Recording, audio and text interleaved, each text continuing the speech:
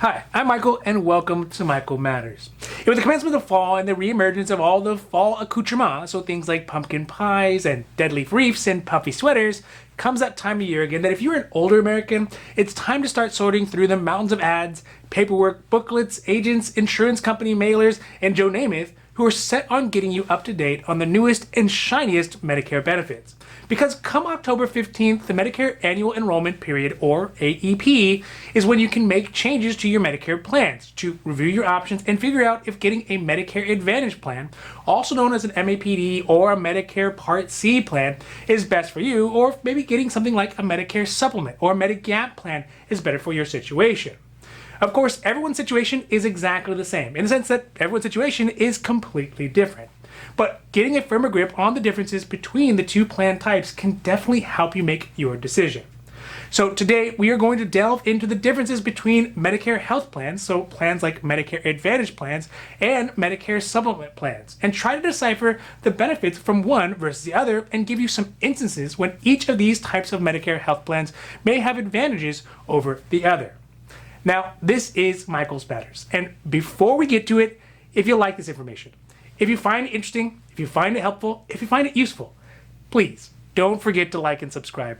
That way you can get updates when our newest and most informative videos become available.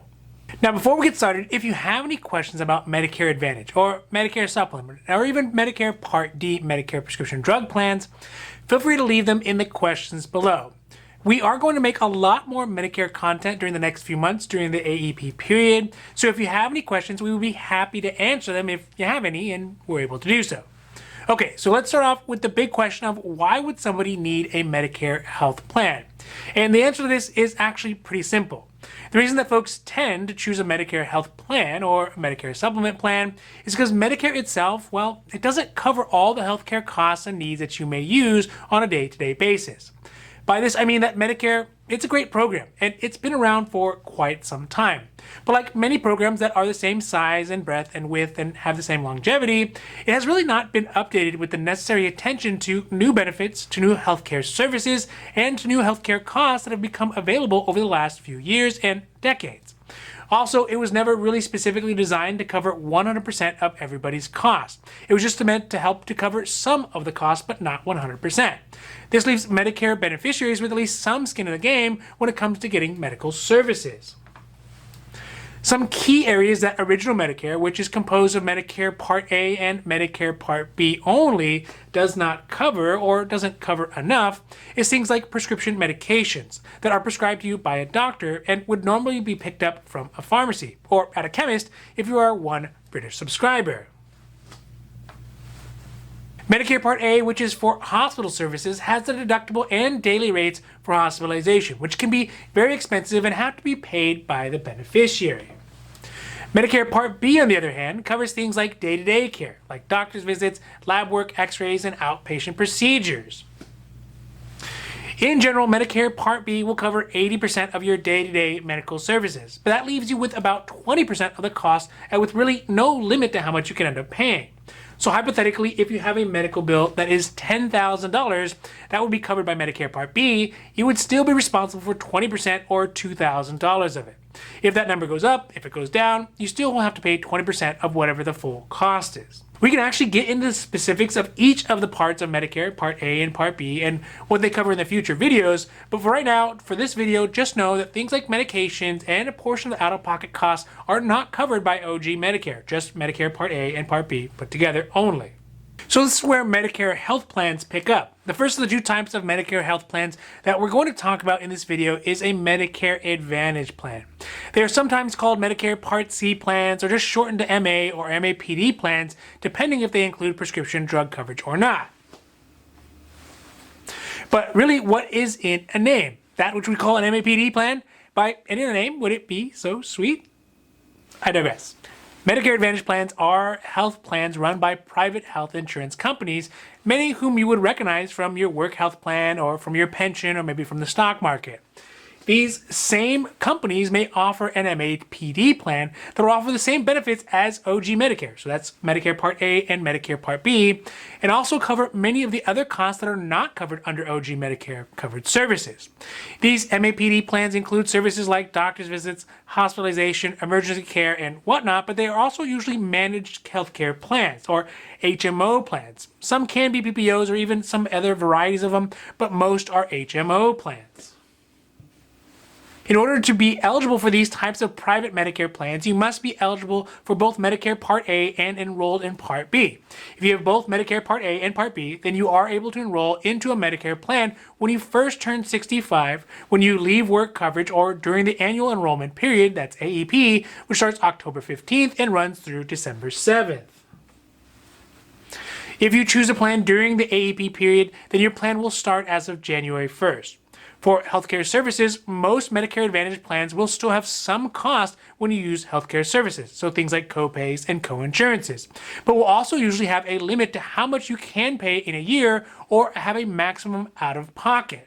So instead of saying, well, you'll be responsible for 20% of a bill like in OG Medicare with no limit, they'll say you'll have to pay your share of the healthcare costs to up to a set amount. So let's make up a number. Let's say $8,000 a year.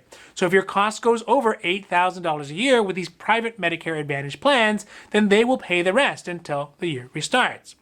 MAPD plans will also include prescription drug coverage as well as a standard benefit on the plans, sometimes with no additional cost for those prescription drug plans. So the short version of the MAPD plan or Medicare Advantage plans or Part C plans or whatever you want to call them is that they are private health insurance plans run by insurance companies. They cover all the same benefits as original Medicare.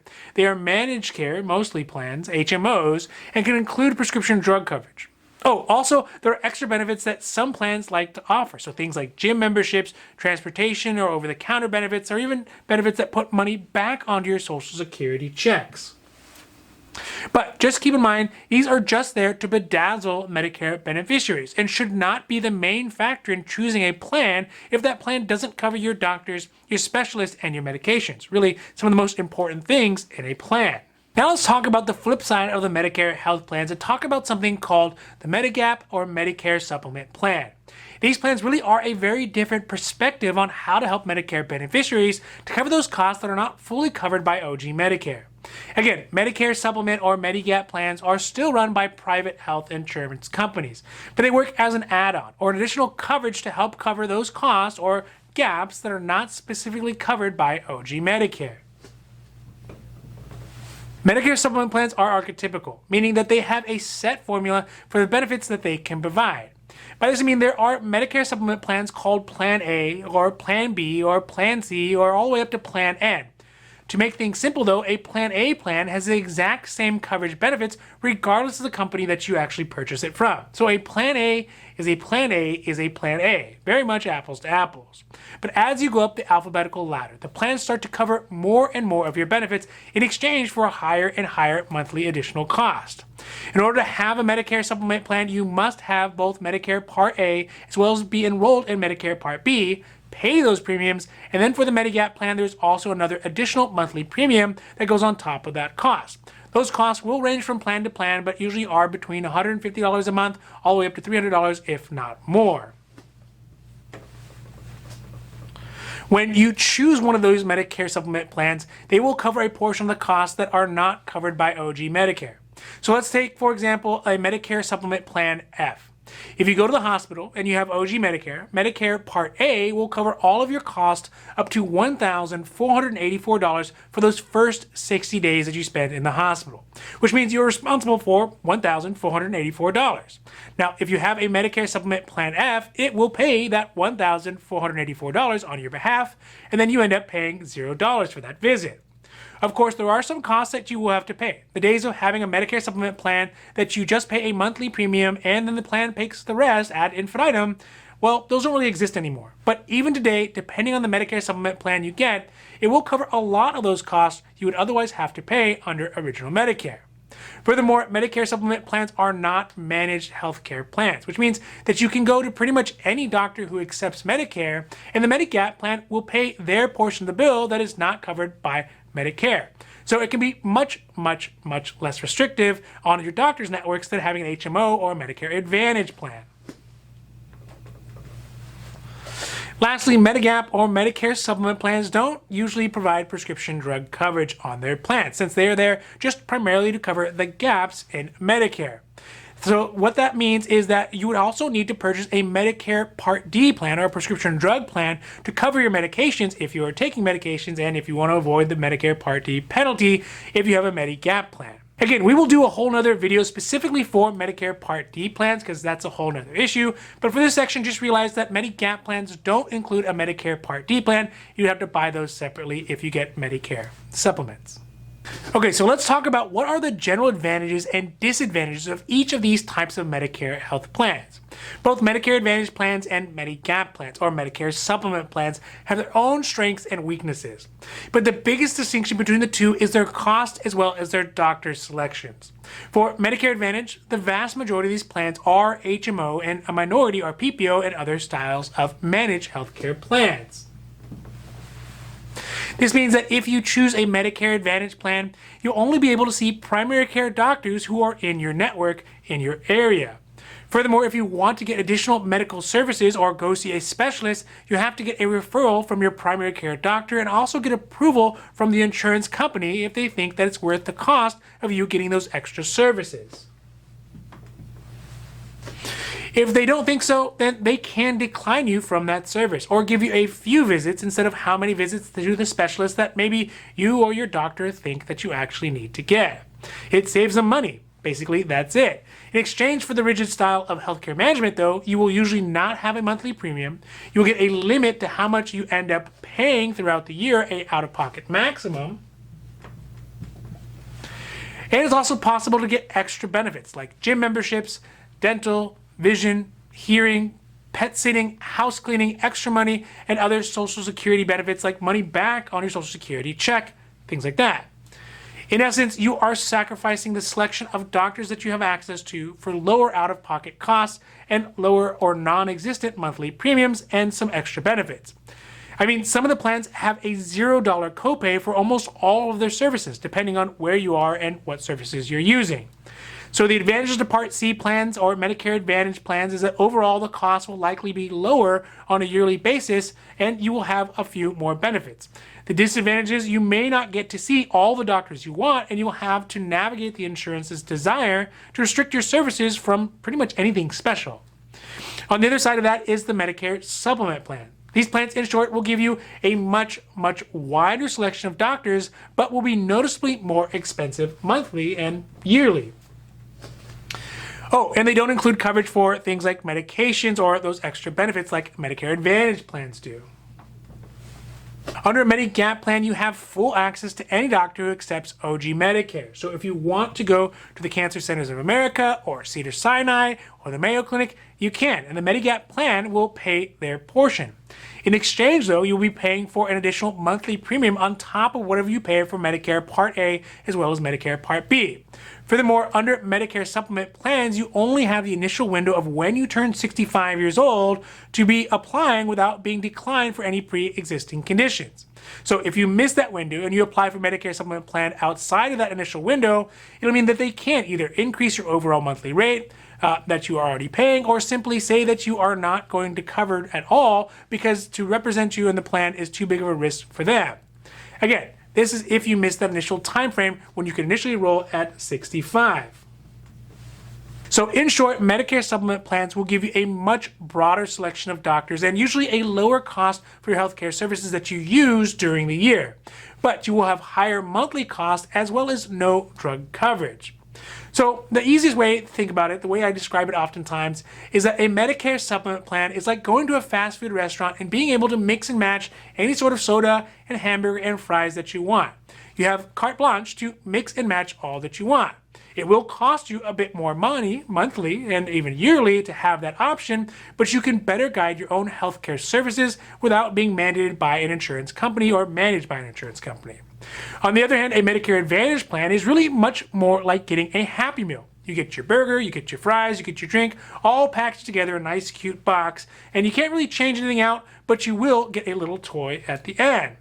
So it really just depends on what your healthcare needs are and where you are in your healthcare journey. And if you think that you're going to need to be able to have a lot more access, or if you really want to focus on saving money, it just depends on which one is better for you. And that will change your selection of a Medicare Advantage plan versus a Medicare Supplement plan.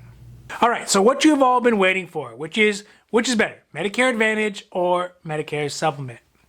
Well, if you think of a hammer and a screwdriver, which one is really better? There isn't really a better one, just because one fits the situation that you need. If you need a screwdriver but you only have a hammer, it's not going to do you any more good than if you need a hammer but you only have a screwdriver.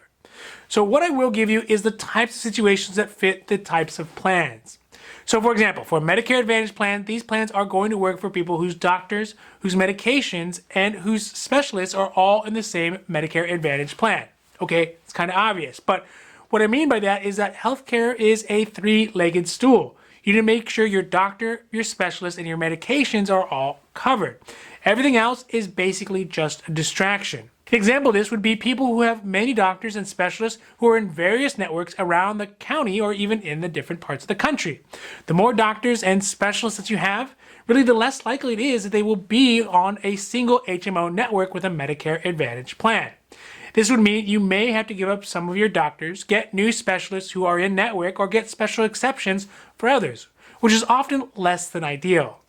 The same goes with medications. Not all plans cover all medications, and in Medicare Advantage plans, it becomes very much a Rubik's Cube of trying to get as many doctors, specialists, and medications all onto one side as you can, but it doesn't always work. And that leaves you having to choose one over the other. That being said, Medicare Advantage plans work well for folks who have doctors that are all in the HMO network, who all live in the same area, and have medications that are all covered by MAPD plan. All of which can be figured out, by the way, before you enroll in the Medicare Advantage plan. Additionally, if you are more price sensitive or have extra help from your local Medicaid programs, there are specific MAPD plans or Medicare Advantage plans that work specifically with folks who have both Medicare and Medicaid. They're called Medi-Medi plans or D-SNP. For Medicare Supplement plans, they are going to be for someone who really wants to have the widest width and breadth of doctors available to them. Like, for example, if they need to travel around the country a lot, or if they need to get an organ transplant and want to be able to go anywhere in the nation where one pops up. The Medicare Supplement is going to allow you to go to any medical service provider as long as the doctors and hospitals take OG Medicare, which most do. This is also the case if you have a lot of healthcare usage and have many doctors in different hospitals, different networks, in different areas, and you don't mind spending extra for the ability and for the additional Medicare Part D plan for medications. But just remember, what is most important about these plans are doctors, specialists, and medications. It is super common for insurance companies, insurance agents, etc. to try to dazzle you with some new novel benefit like pet sitting or free food or extra money back on your Social Security check, and that can be very tempting, but it's really meant just to defocus you from your doctors, your specialists, and your medications. But when push comes to shove, all the gym memberships and pet sitting in the world is not going to help you when you're not able to see your primary care doctors, your specialists, or get those medications that you need to help you live a better life. Now, this has been Michael's Matters, and I hope that you found it interesting, or helpful, or at least useful. And if you did, please don't forget to like and subscribe. That way you can get updates when our newest and most informative videos become available. So that's it for me, and for Michael's Matters, I'm Michael, wishing you a happy, healthy